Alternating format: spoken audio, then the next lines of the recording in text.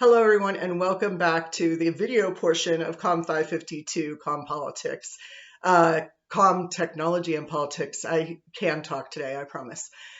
Today, I want to continue on with what I left off before, which was to say that I very quickly left a conversation about the timeline of technological changes and its impact on politics. And the reason I did that was because I wanted to save you the time of having to sit there and write everything down. So I gave it to you in written form to make it easier on you and shorter on you. But hopefully you took some time to look at that and really think about the technological changes that occurred with each technological advance and how it impacted political change. It's easy to sit back from now and look back and say, oh, yeah, look, the newspaper really changed things, right? But it's not as simple as all that because, yes, more information was getting out to the public, but there were parts of the public that didn't have access to that for educational reasons, economic reasons, just accessibility reasons of all kinds. So it's not as simple as, oh, there was a technological advance, therefore a change in politics occurred. That's not quite as easy as it happens. And at each step, this is true. One example I always think about is when I was in grad school in the late 90s, people were talking about something called computer-mediated communication. And that was going to be the term computer-mediated communication. Could you imagine us all having to say that all the time? We called it CMC for short, and it lasted a short while in scholarship because we didn't really know what that meant just yet. Computer-mediated communication at the time was only being used for things like group discussions on bulletin boards or for gaming, like I did. A lot of text-based internet activity. There were no pictures. There was barely even a code to pretend to make pictures. And people started doing things like using the bulletin boards for dating or finding dates. They used the bulletin boards to complain about their communities. They used the bulletin boards to then start up games such as what we called multi-user dungeons or MUDs and mushes, which were similar but different in its goal. And some crazy people might or might not have met their husbands or their spouses of any order on those games. And I'm not saying I know anybody who did that. I might know a person or two. So there are people who did that. And my thought at the time was this is not going to have any impact on politics because there were no bulletin boards for politicking. It wasn't like a campaign was going to use it.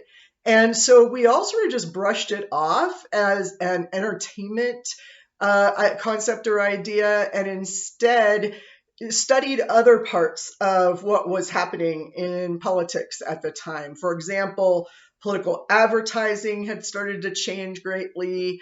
Part of that was because of the use of computers and manipulating photos and things like that. And I cannot tell you the amount of distress we all suffered. And you might laugh at this because it's going to sound a little bit like silly and old-fashioned, but it is old-fashioned because it's from back then. We were all sitting around just minds blown when we found out that you could take a picture of someone and put them next to another person in the picture, and it looked like they were together, right? Sort of what I like to call the Forrest Gump effect. People who watched that movie were like, oh my God, he was there for this and there for that. And I'm like, no, Tom Hanks wasn't even alive during some of these things. It was pretty disturbing how easily we could trick the populace into seeing things that were not there. And so these technological changes didn't just bring some sort of political knowledge, information, speed of information, availability of information, or even sort of that marketplace of ideas that John Locke and Milton and others talked about. It's not just those things. It was a lot of ethics questions. Later on, and this was when I lived here, so I moved to Springfield in 2006. So somewhere around there, there was an ad that ran, and it was from a conservative group. I don't remember if it was for the campaign specifically or not. And maybe it was 2008 with Obama. I would have to double check this. But essentially, what it said was at one point during the ad, it was towards the end, a black screen was there, and all these words were flashing across of things that Democrats wanted, and it was bad, right? Like we were advocating for, I don't know, healthcare or something at the time, and you know, people affiliated that with Democrats, for example. And so I know what you're thinking. Of course they did. That's what makes sense. But at the time, it was sort of a new thing. So they're flashing all these words across. And then the last word was Democrats. And they moved it along the screen. And the last shot that you saw was up in the corner. It said rats, R-A-T-S, the end of Democrats as a word. Now, a lot of people had an absolute fit about this. Everything from subliminal messaging to intentionally insulting Democrats. Now, if I recall correctly, that ad was either removed or they changed it in some way. Because honestly, if you're asking me, I don't think it was intentional. If you're talking to other people, they'll say, oh my God, yeah, of course it was intentional. Of course they wanted you to affiliate Democrats with rats. And I just thought that was sort of a silly fight to have, but it was also a question of ethics. I mean, it truly was. And the fact that they changed it pretty much immediately as soon as someone noticed it suggests to me that it was not intentional and it was certainly not used again. And that's not very subliminal, right? If you're going to use subliminal messaging, which we know has been used in the past, then it should be subliminal. It shouldn't be right out in front of everybody. Now, making affiliations of words to objects or ideas and concepts such as Democrats or rats, that sort of thing is not brand new. I mean, if you think about the newspaper writings or the essay writings all the way back to, I don't know, John Jay, Hamilton, James Madison, etc., all the way back to the 1700s, especially the early 1800s, actually, you're going to find these quote unquote subtle references of, less subtle actually, references of certain political viewpoints being associated with negative or positive things, depending on what they were doing. So the concept of ethics in these technological changes in terms of politics became a huge question. What are some of the ethical issues that we've run into? Well, I just mentioned a couple, right? We've got subliminal messaging. We've got the sort of, I don't know what to call the Democrats thing. It wasn't really a subliminal message. It was a way of using technology to make affiliations that maybe didn't exist. There was the changing of pictures to insert or to remove certain things so that people would think the picture was doing something it wasn't. We call that today Photoshop. There wasn't a word for it back then, right?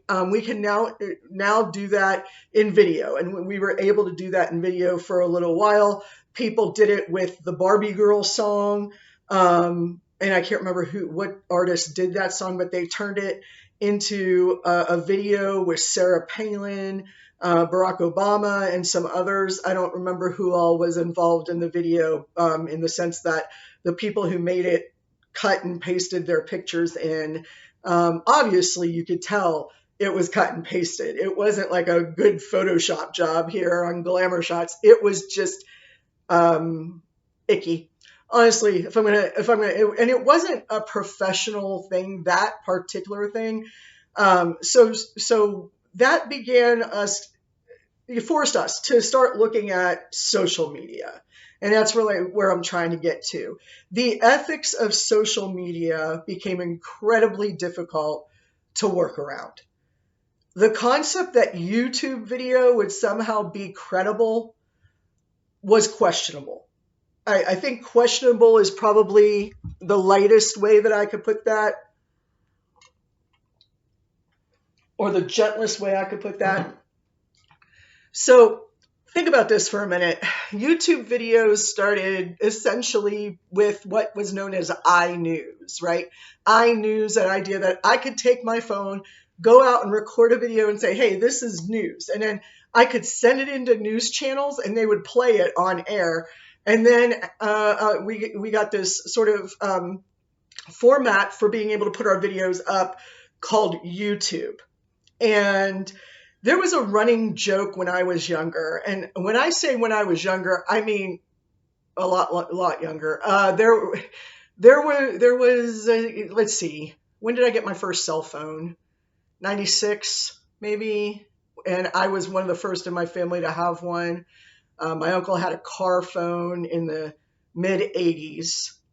So keep in mind that this is going back before then. All right. I think we might have gotten to CDs, maybe not. And there was a musical group called Peter, Paul, and Mary. I'm really dating myself now, that my father loved, and he would listen to them all the time. And one time my father took me to a concert to see Peter, Paul, and Mary. And I mean, it was fine. My dad and I were cool. He took me to a Billy Joel concert, so I felt like I had to go to the Peter, Paul, and Mary concert. And so we go there, we're sitting there, it's at the Blossom in Cleveland, which doesn't exist anymore. And one of the members of the group, Paul Stuckey, he comes out and he starts talking about how we have become more self-centered. Now, again, this must have been maybe 90 to 92, somewhere in there. And he comes out and he says, we're all becoming so self-centered. I mean, he said, if you think about it, we used to have these magazines, right? And they were called Life. It was all Life. Okay, that made sense. And then we got People, because we were just thinking about, people around everything. And then we decided, no, we should limit that a little bit more. And we got a magazine called Us. So it's just us. This is all about just us, whoever us is. He said, someday I expect to open up a magazine, and it's called Me, and everything is just aluminum foil, and I'm looking at myself in the as a reflection in this magazine. And at the time I laughed. I mean, that was of course hilarious, but except it happened, right? What else is Facebook and YouTube, MySpace before Facebook? What else is that except for us to look at ourselves, for us to reflect on our A side work instead of our B side work, right? No one shows the negative side of things, they show the positive side. And that was what social media was about. And so social media has always been slanted, and that's true. So now we take that to the politics side of communication, the political, and all of a sudden it becomes very questionable what we're doing.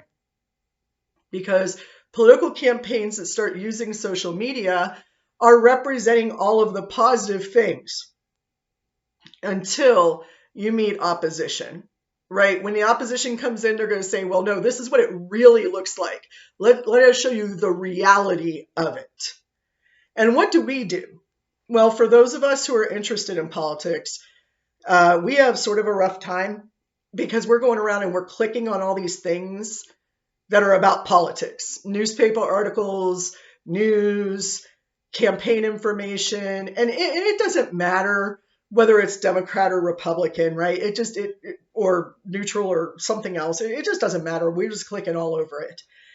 And sooner or later, Facebook, of course, figured out that, and Twitter, but Facebook more, figured out that people were clicking on certain things and that they could group those things together. And if they grouped these certain things together, these categories together, all of a sudden they could determine whether you're more Democrat or liberal, or whether you're more conservative or Republican. And this got very scary, but it shouldn't have been a surprise. Here's why. When I moved here in 2006, I didn't have a Facebook page yet. It was only for university people, and it was in 2004, I think. I don't know if I have that right. I'll be honest with you, I was pushing 30 and didn't really care. Um, so when I think back on that, I was over 30. I was like 32. I really didn't care, but went ahead and I made a Facebook page because I wanted to reach my students. And at the time, that was the new thing, right? So I got myself a Facebook page. And one day, after 2 years or so, I was sitting there looking at my Facebook and scrolling, and on the side popped up an advertisement. And I'll never forget this because it was the first one that happened to me. It said, "Are you single, over 30, diabetic, looking for love? Click here." And I'm like, what the hell? Yes, I am over 30, single, diabetic, and looking for love. Wait, what the hell just happened? Well, what just happened was that the algorithm told Facebook that those are the things that I click on. I was clicking on things for people who were 30. I put my birth date in. I was clicking on, I belonged to an online dating forum at the time. I was clicking on things to help diabetics. I was researching new medications for diabetics. I mean, you name it. You put all of that together. It doesn't have to be on Facebook. It's just on your computer as cookies or as whatever. Facebook gets a hold of them, and the next thing you know, you're getting extremely targeted ads. Now, this is nothing new to you guys. You're probably like, yeah, thanks for explaining that in the longest way possible. I apologize. I just want to make sure you all understand that this did not start with politics. This was never about that. It started with marketing. So let me give you just a real brief refresher on what the difference is between a marketing campaign and a political campaign, because there is a difference. A marketing campaign is only looking to grab a share of the market. Granted, you want the bigger share of the market, right? Like your goal is to get as big of a share as you could possibly get through marketing and through advertising and through public relations and so on, right? And you're fighting for the biggest piece of a particular pie that's out there. And, you know, even if you lose a little bit of that market share, you can gain it back in the next quarter, right? So you make changes and adjust to gain it back. And you can always do this because you can always improve your product, and you can always change your product, and you could change your marketing ploys. You could do all those things and still be successful.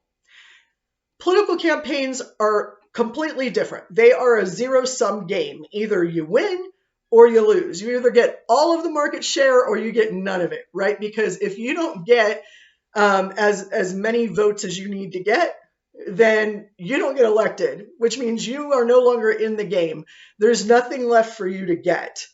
You can come back and start over again someday if you want to, but you don't get any quote unquote piece of the market, so to say, not for an election.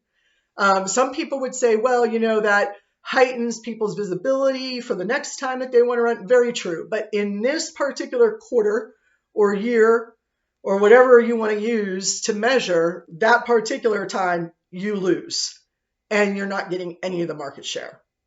You have no power. You're not elected. So there's a very big difference between a marketing campaign and a political campaign.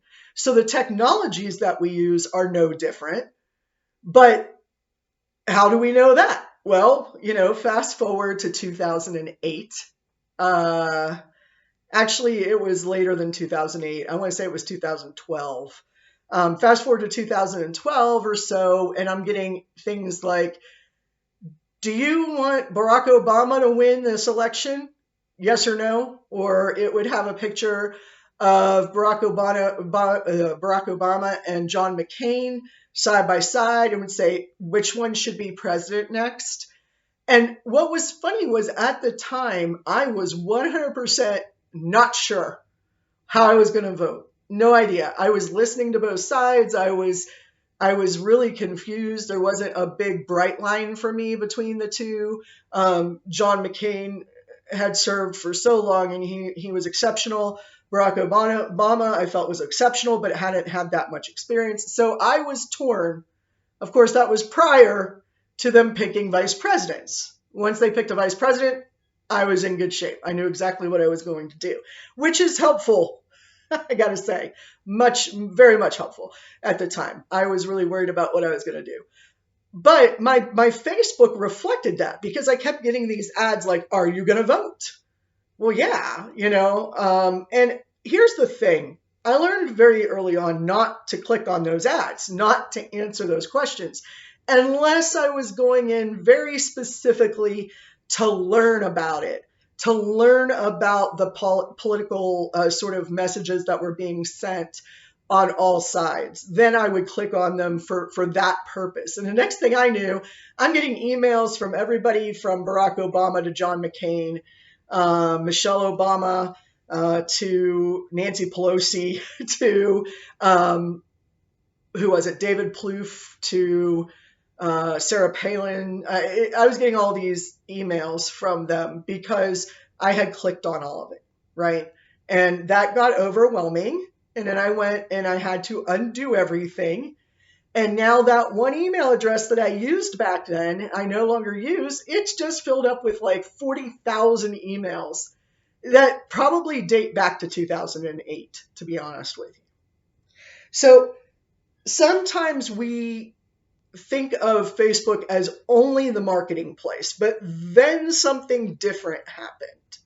And it wasn't just that technologies had changed, but how we were going to use them had changed. All of a sudden, we've got all these cookies, and Facebook has all these algorithms, and now it can tell how I vote, how I lean, what causes I'm interested in, what things I donate to, because I'm donating on Facebook, right?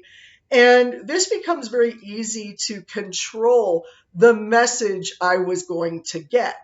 So for example, I would start, instead of getting, "Are you a single 30-year-old diabetic looking for love?" I would get, "You should donate this amount of money to this particular campaign," right? And then things got really crazy in about 2014 to 2015, when we started getting all of the messages. And these are the things you might start to remember that led your parents or you, I guess, to the stories, the news stories about campaigns, about candidates, about candidate elects. And all of a sudden, I start thinking, oh, well, this must be the way of the country. As Facebook goes, so goes the country. But that is not the case, right? What it did was Facebook, unwitting to me, they built me a bubble. And they built that bubble based on the choices that I had made. And I did not know that they were building that bubble. But they built that bubble, and the next thing I know, I'm only seeing a certain amount of information. That is what those partially, that's what those hearings with, I almost called him Jesse Eisenberg. Wow. With Mark. Part of what was going on with all of the Facebook officials, the Facebook whistleblower, all the way up to having Mark Zuckerberg and everybody else testify to Congress about what they did that made it seem so political. And the thing is that if you asked an individual American, they'd be like, "I don't know what you're talking about. I got exactly what I wanted." Of course you did, because it was geared that way. Now, is that ethical? Is that problematic? Does that produce a problem for a democracy? Well, the problem that it produced is, of course, another ethical problem. And you guys have heard all of these words: misinformation, disinformation, bad information, incorrect information, valid information. I mean, we've heard them all. And a lot of people have a lot of trouble with the difference between misinformation and disinformation. And rightly so. I mean, they sound like the same thing. Can't we just use those interchangeably? Yes, probably, but for this class, I thought it would be a good idea to make a distinction between the two. And the reason is because that way it's easier for us to communicate exactly what it is that we're talking about. So we're going to define these two for ourselves. I think the best way to do it is to say that misinformation is incorrect information in any form, incorrect information in any form that we have. That's it. Period. End of story. Disinformation is purposefully, what's the word we want to use here? Purposefully manipulated information for a specific purpose. So disinformation is sort of the action, the purposeful manipulation of information for a specific purpose. So disinformation is created, manipulated information. Misinformation just happens to be incorrect. Because let's face it, a lot of times when I'm talking to people and they're throwing out information I know is incorrect, they're not doing it because it's intentional. That's what they found out. That's what they learned from whatever source it is that they had. And maybe it was a disinforming source, right?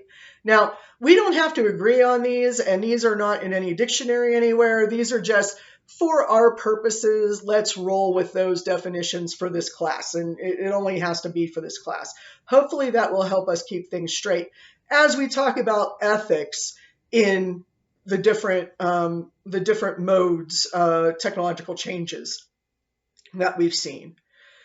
Now, if I'm going to be honest with you, I did not look at the syllabus before I finished this lecture because I feel like it was a continuation from last week. So I will go ahead and do that. And I am also going to assign a reading to you for this week that I would like you to have read by next week sometime, because I will do another video. My goal is actually to do videos on Mondays and Tuesdays for all of my classes, but with school being off, I got kids to worry about. We got everything else to worry about. It was really hard for me to get on the computer. And then last night, my computer camera broke and I need to go get a new one. I got it working for right now, and I'm very grateful. I got through an entire lecture with it, but I will be giving you a reading sometime tonight or tomorrow for you for the next week. I hope you all had a just pop-in second week of class, where you didn't have to show up most of the time. It's been really wild out there. So be safe, stay warm, and I'll be seeing